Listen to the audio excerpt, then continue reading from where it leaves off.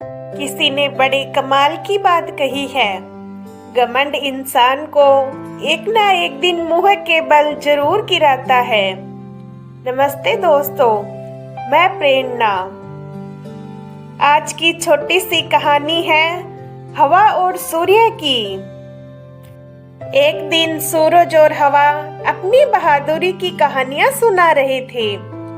सूरज कह रहा था, मैं ज्यादा ताकतवर हूँ, और हवा कह रही थी, मैं ज्यादा शक्तिशाली हूँ। उन्होंने मिलकर तय किया, एक प्रतियोगिता करेंगे। दोनों एक बड़े मैदान में खड़े हो गए। उन्होंने तय किया कि पहले यात्री के कपड़े उड़ने पर उसकी जीत होगी। जिसमें से जो भी हवा या सूरज जो भी कपड़े उड़ाएगा वही ताकतवर माना जाएगा। हवा ने शुरू की, उसके झोंके से यात्री के कपड़े उड़ने लगे और उसका चलना मुश्किल हो गया। उसने अपने कपड़ों को और जोर से बांध लिया और हवा जितनी जोर से चल रही थी, यात्री अपने कपड़ों को उतना ही जोर से बांध लेता था। यह देखकर हवा को गुस्सा आया और वह तूफानी रूप लेने लगी। यात्री हवा से बचने के लिए एक कोने में जाकर खड़ा हो गया। हवा बहुत थक गई और उसकी ताकत भी कम हो गई थी।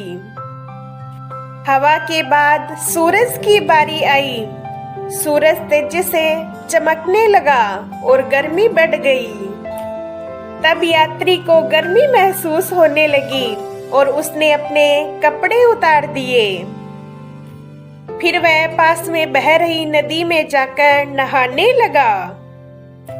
इस प्रतियोगिता में सूरज जीत गया था और हवा को समझ में आ गया, क्रोध करने से कुछ नहीं होता, बल्कि शांति रखकर काम करना चाहिए। जो काम शांत स्वभाव रखने वाले व्यक्ति सरलता से कर लेते हैं, वही काम क्रोधी व्यक्ति के लिए कठिन हो जाता है।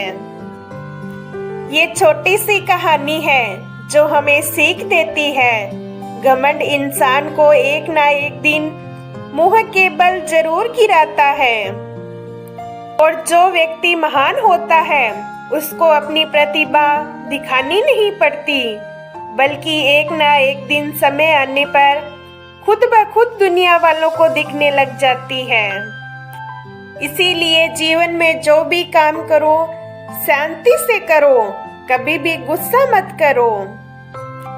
जिंदगी में अपनी मेहनत पर भरोसा तो रखना चाहिए, लेकिन कभी भी घमंड नहीं करना चाहिए।